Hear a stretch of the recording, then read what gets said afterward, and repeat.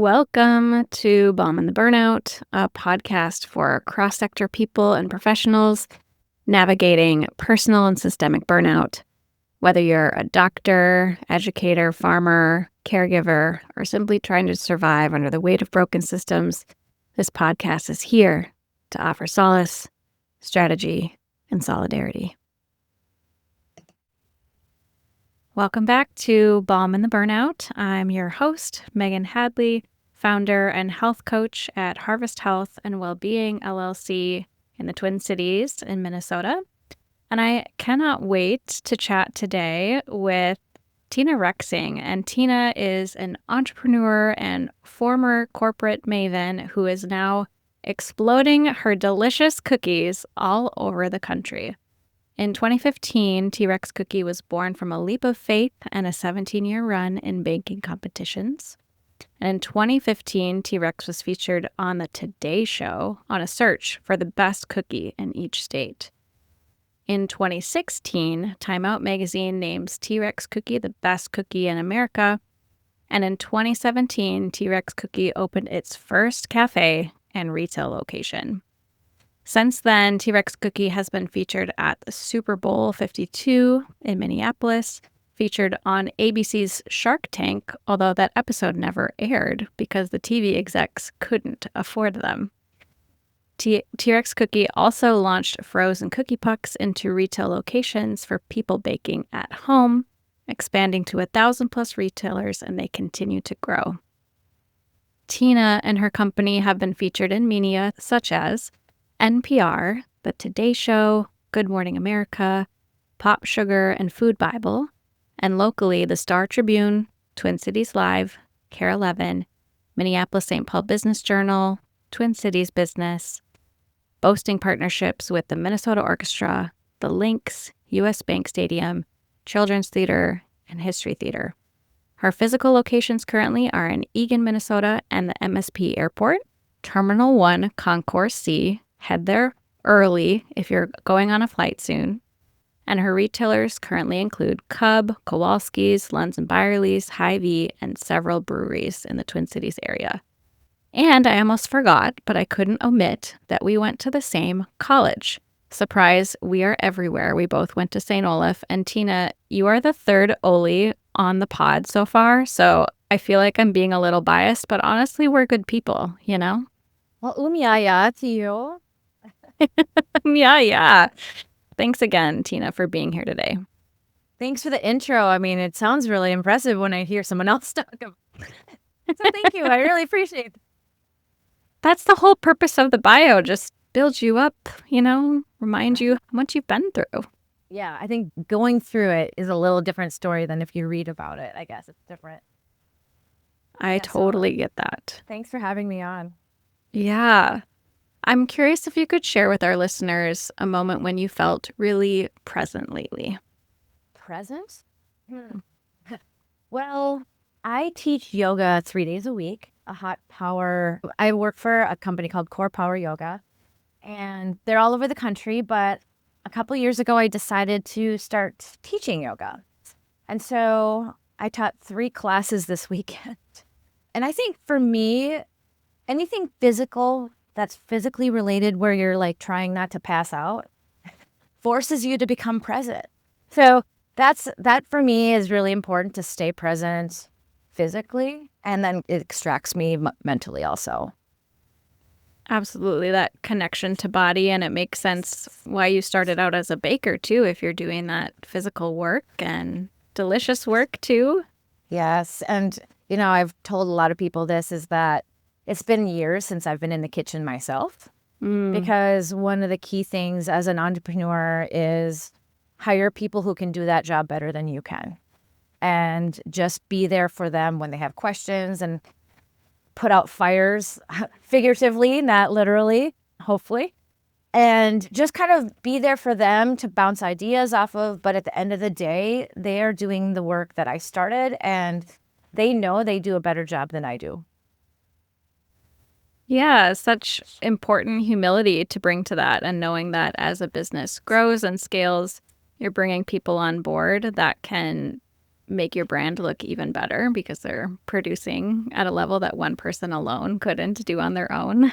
Totally, yes. And they know that our goal as a company is to grow and scale.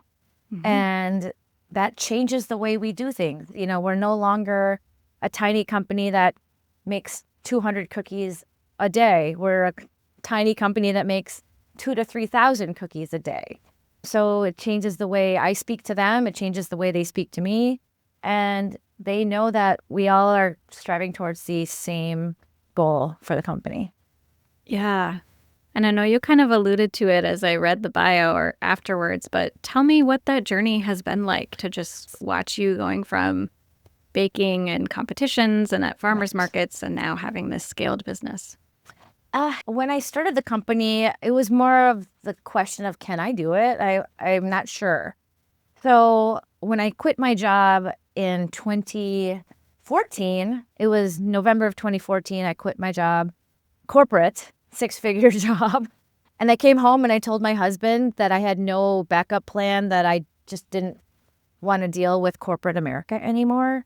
Spending 2 months of trying to figure out, all right, what feels good? And I ended up writing a business plan because that was, I have a corporate background. So yes, I'm going to write a business plan. And I showed it to my husband and I took the 80-page business plan to the bank.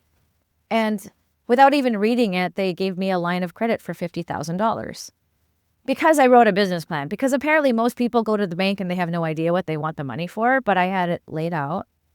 And I started the company with the pure intention of let's just sell at the Minneapolis farmers market. That was the idea.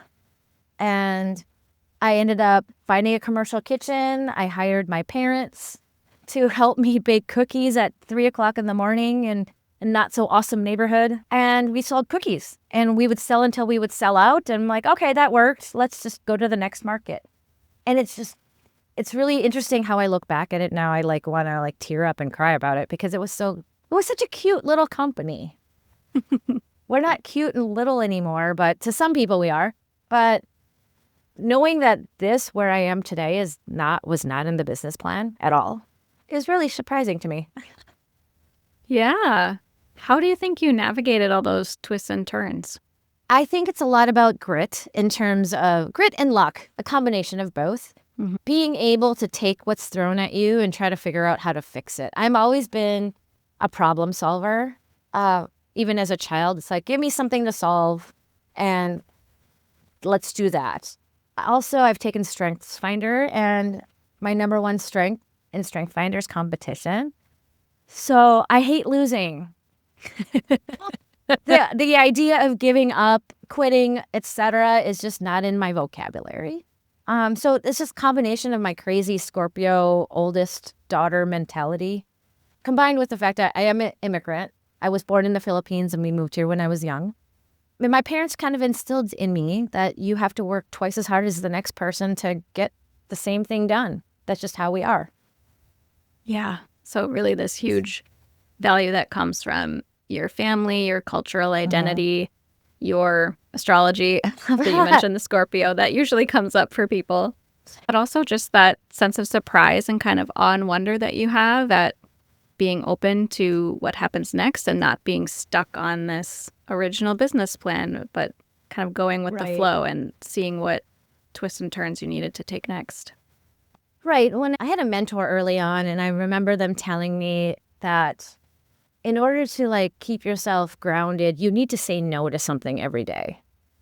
As you start businesses, it's super easy to say yes to everything because if you say no, that means you're not going to make money. But at the same time, if you say yes to everything, you kind of lose who you are. So if I had a dime for every time someone asked me to make a smaller cookie, and for your listeners out there, I make 1/2-pound cookies. They are 7 to 8 inches in diameter. And when they ask me if I make any other sizes, I say, yes, I make them bigger. Because size matters, Megan. Yep. So when I tell them that, they're like, oh, okay. So I always say no to making a smaller cookie. Because if I made something smaller, it takes me away from who I am and what I started the company for. So just kind of keeping that in mind if you are an entrepreneur out there. But at the same time, business ownership, entrepreneurship is not for everybody. Yeah. So that's also something I hate telling people, but a lot of times people have to learn the hard way. For sure.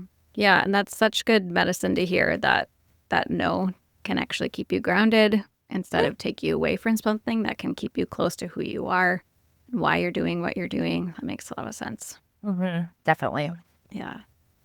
Well, you've been weaving in your values and what lights you up in your health and wellness world, but is there anything else you want to share about just your frame on health and wellness? I think one of the things I say at the end of my yoga class is we take care of ourselves so we can better take care of others. And that was one of the main reasons I quit corporate. Was I remember coming home, and my kids were teenagers at the time, coming home from a corporate job and just being mad. And just being really upset and taking it out on them in terms of like not being present for them, being like a pretty shitty mom, because that's how I was feeling at work. And I find that if you don't take care of yourself first, it's kind of like putting on your oxygen mask. I know it's super cliche, right? If you are running out of oxygen, you're not going to be able to help everybody else put their masks on. So that's just kind of the super cliche of how I feel about taking care of yourself, both physically, mentally, and otherwise. Yeah, that it has to happen. It's not comfortable. It's not. And asking for help is really, really hard for people like myself. But now that I've been telling my team, listen, if you're getting swamped in the kitchen and you need help, you need to ask for help. It's not a sign of weakness at all, actually, to realize that, hey, I just can't do this on my own. Yep. Yeah. Incredible. Yeah. Values and work ethic, and sounds like community building you've done with your team. I think the other thing you mentioned and alluded to was the idea that entrepreneurship isn't for everyone. What do you think burnout looks like in the entrepreneurial world? Oh, it depends on what you're doing. I know it's not talked about a lot. I have a podcast about mental health, especially in the food industry. A lot of people turn to drinking, using all sorts of drugs and whatnot. And early on, when I was growing and doing a lot of stuff by myself, it's like, oh, I'll joke about having 1 or 2 cocktails every day. But at the same time, you're like, oh, this is not solving anything, right? Burnout also looks like just taking out your frustration on people around you in the form of just blaming them or screaming at them. And you see it a lot in like chefs' kitchens. You hear about it. You watch TV shows about the Bear or whatever, where kitchens are tough. Bakeries are tough. And some people will yell and scream and maybe even physically abuse people. And that's burnout too. Yeah. Where, and then you see some people just up and leave the industry altogether. So not only is not entrepreneurship not for everybody, the food industry is not for everybody. Mm-hmm. People just don't really understand the amount of stress that happens on the food side of the world. Yeah. And that was new to you when you went from your own individual baking world into this bigger scene. Yeah. Yes and no. So fun fact, my first job ever when I was 15 years old, I couldn't even drive to work. I was the weekend baker at the Old Country Buffet. And I would be making all the desserts for the weekend. So I got to kind of take a sneak peek of that when I was a teenager. I've blocked a fair amount of that out of my system. But I've had friends in the food industry for a long time. And I know how rough it could be. And quick story, one of my first chefs I hired when I owned a cafe, I asked him what he would want to do and why he wanted to work for me, because I needed a cook for my cafe. He's just, as long as you don't throw shit at me, I'm fine. And that was his only requirement. And I laughed at him. He's like, no, whoever he worked for at the time made it a regular occurrence that he would throw things at his employees. And so I'm like, well, geez, I feel like I'm doing pretty good since I have not thrown anything at my employees yet. Totally. Yeah. Yeah, just that culture, like you said, it's represented in media and, of course, the disassociation and the addiction that comes from people just coping.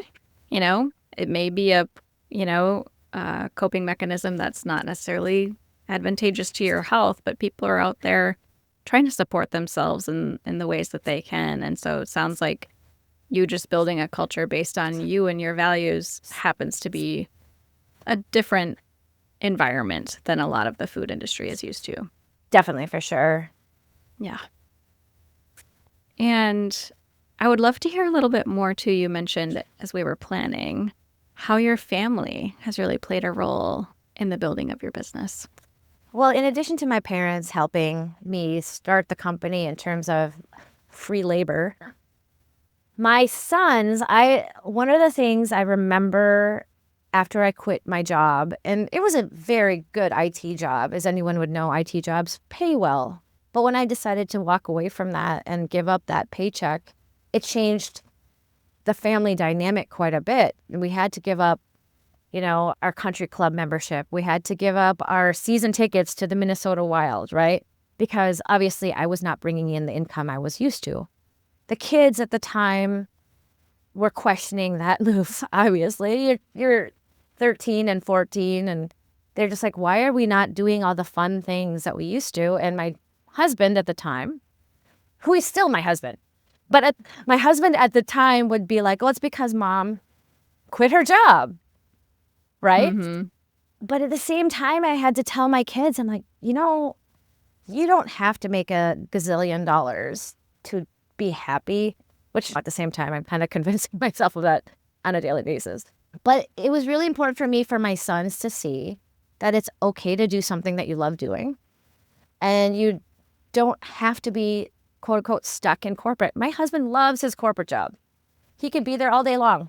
But it was just wasn't for me. I was too ambitious to be in the space I was in. I have the story of when I realized corporate wasn't for me, when I had applied for a job, and the feedback I got when I didn't get the job was that my ability to get shit done was a problem. Oh. And you're like, how many people out there have gotten feedback that they don't know what to do with, right? And like, how is that a problem when I get things done? Because in corporate America, you need to collaborate and have meetings to plan meetings. I was more like, let's just get it done. So that was another reason why it kind of pushed me out of corporate and into my own space. So I'd need to kind of remind myself of that. So going back to my family, my oldest son, Luke, 2 years ago decided he wanted to try selling roofs door to door. If anyone can survive that period of time of chasing storms and knocking on doors and selling roofs, you could do anything. And he did that for 2 months, and he made $40,000 in 2 months. And he said, okay, been there, done that. I was able to do it without, melting down. So now he's actually working for me.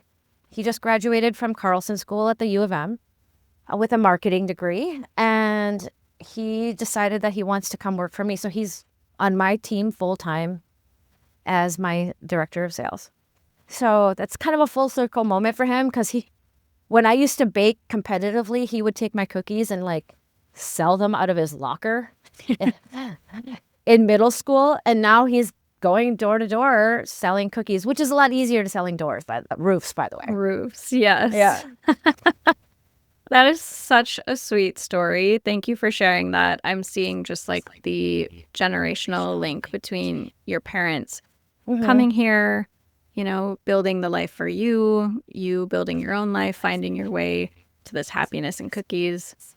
Right. Getting that, of course, cookies are something your children are going to love. So, what sometimes they do. I was forcing them to eat my cookies for so long that now they're like, nah, they're good. But when you talk about full circle moment, I've just spent the last 5 months moving my parents into an assisted living facility. Mm-hmm. So these are the same parents that would help me. Yep.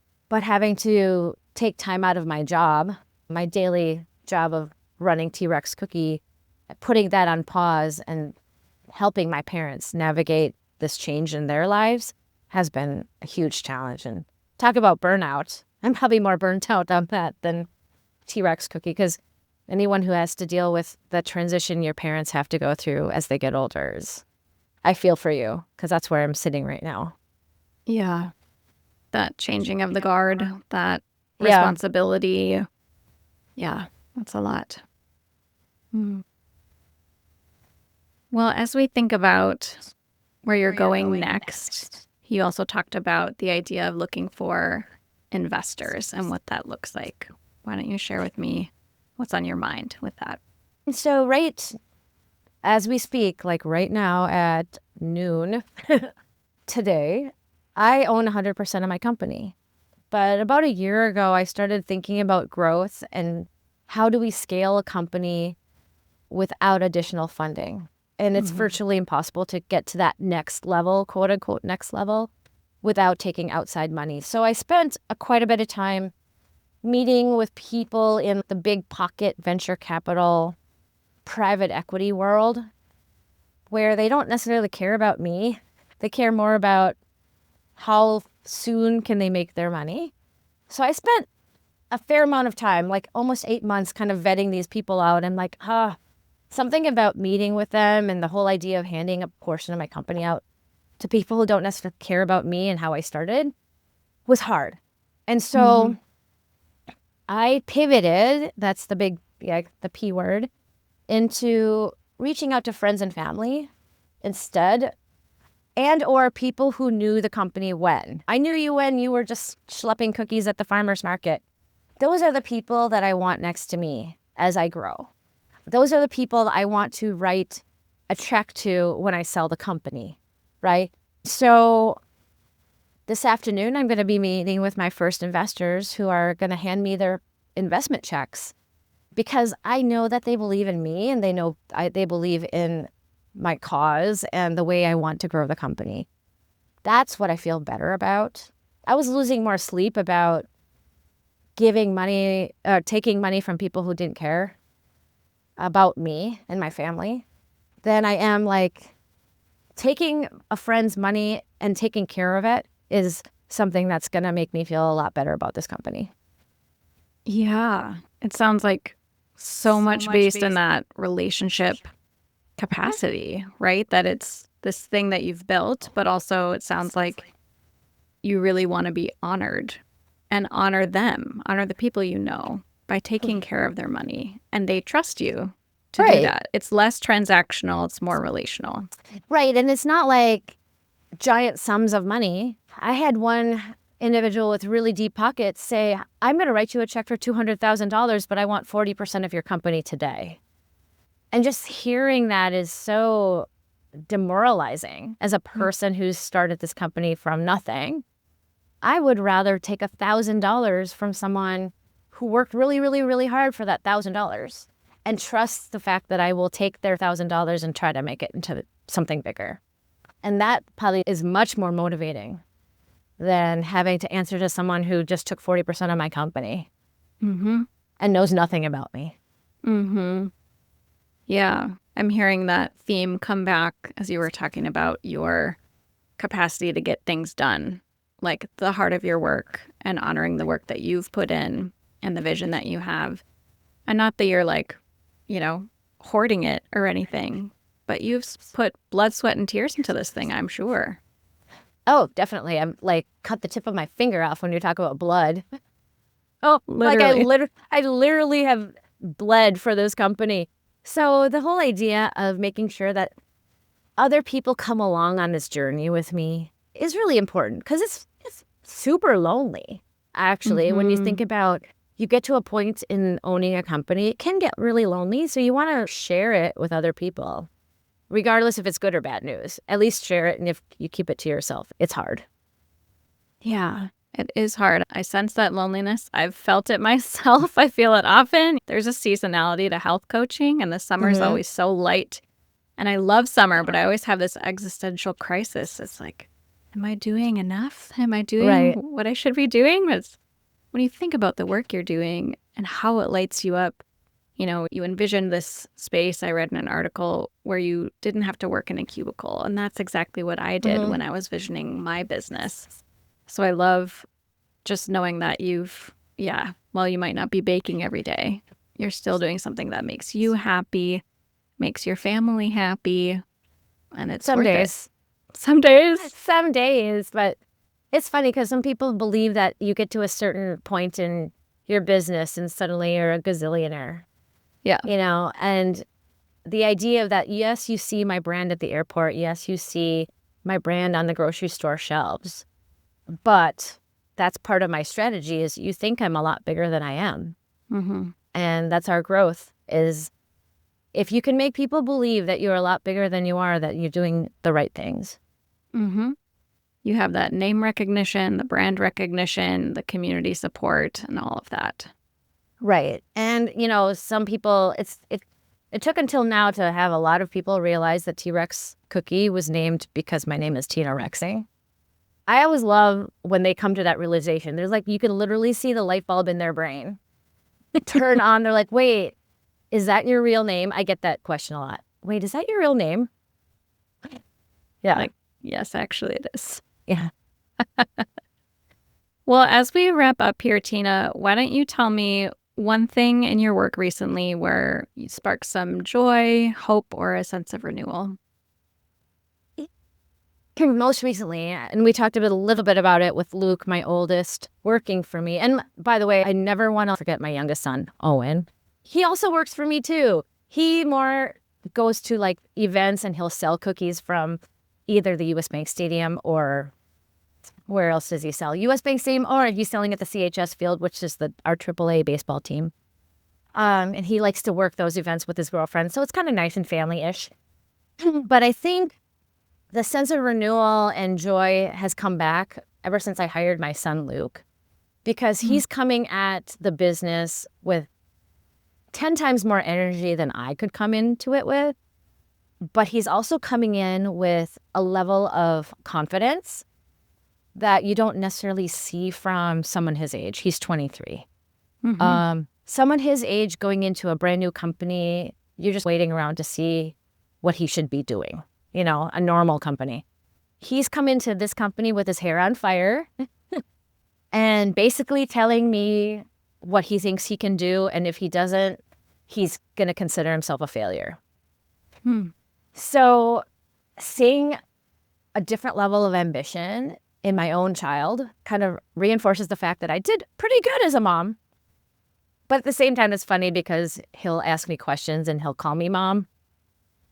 And I have to remind him, I'm like, you know what?